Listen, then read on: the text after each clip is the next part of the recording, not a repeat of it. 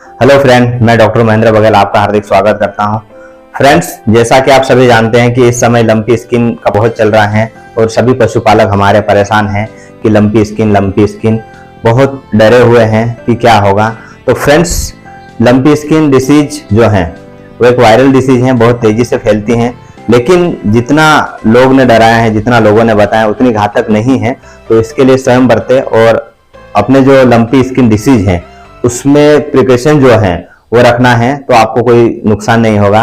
लेकिन इसका जो बचाव है वो हमें अच्छे से करना है। इसमें मेरा बहुत अनुभव है, काम किया है और अच्छे रिजल्ट मिले हैं। और हमारा जो डायग्नोसिस है वो हमें प्रॉपर होना चाहिए कि लंपी स्किन होती क्या है। एक ये वायरल डिसीज है जो lumpy disease skin disease virus से होती है, और ये जो वायरस है वो बहुत ही माध्यम से फैलता है, इसलिए ये बहुत घातक होती है। माध्यम दो होते हैं, एक तो ये शॉर्ट डिस्टेंस ट्रैवल करता है, मतलब पास की दूरी में 50 किलोमीटर लगभग दूरी में जो फैलता है वो माध्यम है। इसमें मच्छर से फैल सकता है, इन्फेक्टेड एनिमल से फैल सकता है, इन्फेक्टेड टिक्स जो होते हैं उससे फैल सकता है, और इन्फेक्टेड जो पशु का डिस्चार्ज होता है वो निकलता है तो उससे फैल सकता है, या किसी पशु का ट्रांसपोर्टेशन होता है तो उससे फैलता है। तो ट्रांसपोर्टेशन जो है लॉन्ग डिस्टेंस तक फैलता है। जैसे मान लो कोई 200 किलोमीटर से पशु ले आता है वो यहाँ पे ट्रांसपोर्ट करके, और वो लंपी स्किन डिसीज से ग्रसित है,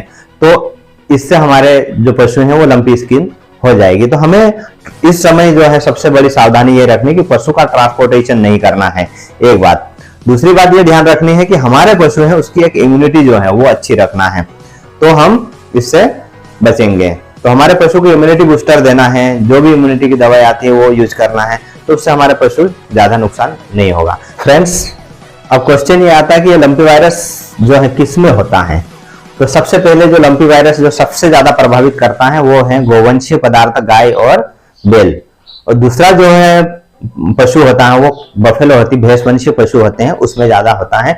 लेकिन जो कोर्स ऑफ ड्यूरेशन उसमें कम होता है, मोर्टेलिटी भी बहुत कम होती और कम अफेक्शन होता है। तो हमें ये तो क्लियर होगा कि दो प्रकार के पशु इससे प्रभावित होते हैं, पहले गोवंश और दूसरा भैंसवंश।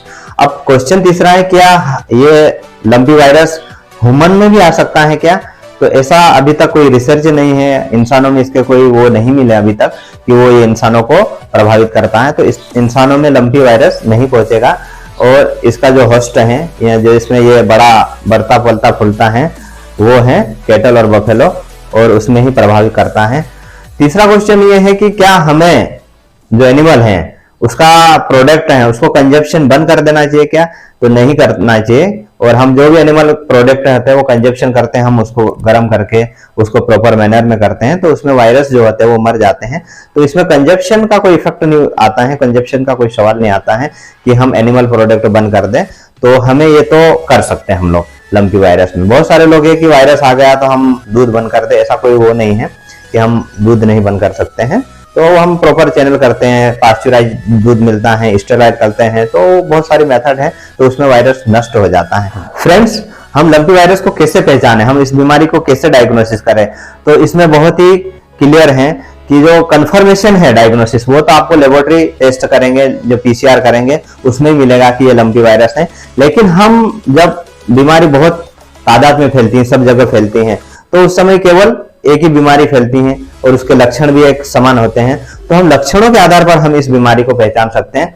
तो इसमें जो पहला लक्षण किसी पशु में दिखता है वो है ओकुलर डिस्चार्ज, आंख में से पानी आने लगेगा, ये पहला लक्षण दिखता है। और उस लक्षण के बाद में जो साथ साथ चलता है वो उसका फीवर चलता है, 41 डिग्री सेंटीग्रेड के लगभग फीवर कंटिन्यू 7 दिन लगभग चलता है। जब पशु का फीवर आता है तो पशु क्या करता है, खाना कम कर देता है, चारा कम कर देता है, दूध उत्पादन वो कम हो जाता है, सुस्त रहता है। तो ये लक्षण है।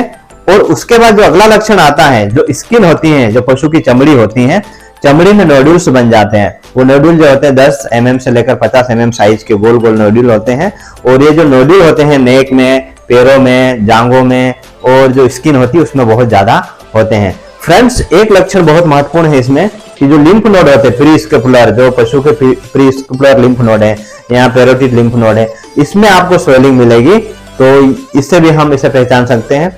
तीसरा जो लक्षण होता है कि इसका जो वेस्कुलर सिस्टम होता है, ब्लड सप्लाई सिस्टम होता है, वो बिल्कुल डैमेज हो जाता है पशु का। तो ब्लड सप्लाई अगर डैमेज होती है तो ब्लड वेसल्स जो होती हैं उसमें स्वेलिंग मिलेगी, आंखों में जो है कॉर्निया है वहां पे सफेदपन मिलेगा, ब्लाइंडनेस होगी एनिमल को। तो ये भी एक लक्षण होता है। जो लास्ट वाला लक्षण होता है जो बहुत ही घातक होता है और उसका ट्रीटमेंट भी बहुत जरूरी है, नहीं तो पशु मर जाता है, वो होता है डिपेंडेंट पार्ट जो पशु का, जैसे जो ब्रिस्केट एडिमा है, पेरोम एडिमा, तो स्वेलिंग होती है और इस स्वेलिंग से पशु की मृत्यु बहुत ज्यादा होती है। तो उस समय बहुत एग्रेसिव ट्रीटमेंट की जरूरत पड़ती है और ये स्वेलिंग को बिल्कुल नजरअंदाज नहीं करना है। तो जो बहुत महत्वपूर्ण लक्षण है वो बिल्कुल लास्ट में मिलेगा आपको, 5 या 6 दिन के बाद में, शुरुआत में नहीं मिलता है। जब पशु अफेक्टेड होता है इनिशियली तो आपको ये लक्षण कभी देखने को नहीं मिलेगा। तो फ्रेंड्स, लगभग मैंने पूरे लक्षण आपके कवर करे हैं।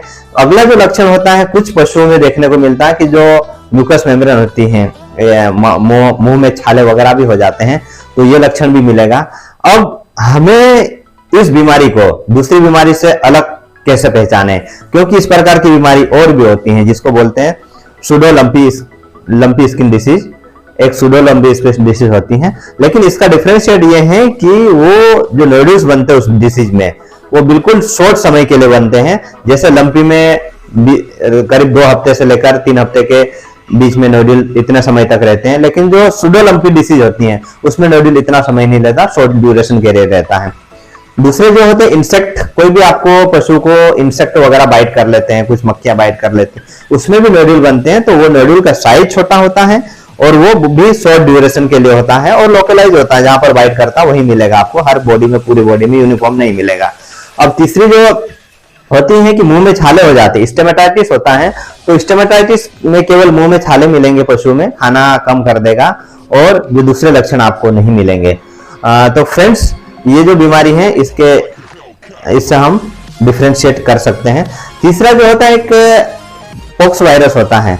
जो पॉक्स वायरस से डिफरेंशिएट ये करना कि पॉक्स वायरस केवल पीठ और अडर होते हैं, वहां पे एब्सेस बनाते हैं, वहां पे गठाने होती है, बारीक बारीक फुंसियां होती हैं, तो उससे डिफरेंशिएट करना है कि भैया ये पॉक्स वायरस है। अब ये तो पहचान हो गई आपकी और आपने इसे पहचान लिया। चौथा जो है हमें एक बहुत महत्वपूर्ण है कि हम थैलेरिया से इसको, जो बीमारी है थैलेरिया होती है पशु में, उससे डिफरेंशिएट करना बहुत महत्वपूर्ण है कि थैलेरिया जो बीमारी होती है उसमें हाई टेम्परेचर भी मिलता है, ओकुलर जो है लीजन भी मिलते हैं, आपके स्पीरिस्कोपुलर लिम्फ नोड भी मिलता है। तो इससे हमें डिफरेंशिएट करना है कि ये थैलेरिया है कि नहीं। अब थैलेरिया में जो है जो दूसरे लक्षण नहीं मिलेंगे, जैसे इसमें नोड्यूल्स होते हैं वो थैलेरिया में नहीं होते हैं। इसमें जो लिम्फेटिक सिस्टम है वो डैमेज होता है और आपके जितने भी लिम्फेटिक सिस्टम तो होता है, वेस्कुलर सिस्टम होता है, जो ब्लड वेसल्स होती हैं वो खुलती हैं और डिपेंडेंट पार्ट्स के जो एडिमा होते हैं वो थैलेरिया में नहीं होते हैं। तो ये थैलेरिया से हमें डिफरेंशिएट करना है। थैलेरिया में पशु का जो कोर्स होता है, कोर्स ऑफ डिसीज होता है, वो थोड़ा सा ऐसा ही लंबा होता है, लेकिन उतना सडन नहीं होता है। तो और ये जो बीमारी है एक पशु से दूसरे पशु में बहुत ही फास्ट फैलती है और थैलेरिया इतना फास्ट नहीं फैलता क्योंकि उसका जो मीडियम होता है फैलने का तरीका थैलेरिया का वो है टिक्स, और इसमें क्या है, टिक्स से फैलता है, इंसेक्ट से फैलता है, मक्खियों से फैलता है, डिस्चार्ज से फैलता है, इन्फेक्टेड मिल्क से फैलता है, इन्फेक्टेड सीमेंट से फैलता है। तो जो भी इन्फेक्टेड हो जाती है उस चीज से ये फैल सकता है। फ्रेंड्स, जो लंपी स्किन डिसीज है इसका ट्रीटमेंट बहुत महत्वपूर्ण होता है। अब ट्रीटमेंट जो है इसमें सिम्टोमेटिक ट्रीटमेंट है, इसमें वायरस का तो कोई ट्रीटमेंट ही नहीं है, केवल जो इसके वायरस के कारण दुष्परिणाम होते हैं उसको रोकने के लिए हम ट्रीटमेंट देते हैं। तो सबसे पहला तो वायरस का जो घातक इफेक्ट होता है वो बुखार आता है, तो हमें एंटी इंफ्लेमेटरी दवाई जो है बुखार के लिए है वो मेलोक्सिकैम, पैरासीटामोल के इंजेक्शन जो भी मार्केट में अवेलेबल है हम वो यूज करें। दूसरा जो लक्षण होता है इसमें कि नोड्यूल्स बनते हैं, पशु को एलर्जी होती है, बहुत सारा परेशानी होती है, तो उसके लिए हमारा जो दूसरा है एंटी एलर्जिक जो है क्लोरोफेनिरामिन मीडिएट CPM के इंजेक्शन जो है वो यूज करते हैं। तीसरा जो है इसमें हमारा जो इम्यून सिस्टम है वो पूरी तरह डैमेज होता है, तो इम्यून सिस्टम को डैमेज होता है तो उसको बचाने के लिए हम मल्टी विटामिन के जो इंजेक्शन है वो देंगे, विटामिन C जो है वो देंगे इम्यूनिटी बढ़ाने के लिए, और एक लिवोमिजल का इंजेक्शन है वो भी यूज कर सकते हैं। तो ये हमारा इम्यूनिटी सिस्टम के लिए हो गया।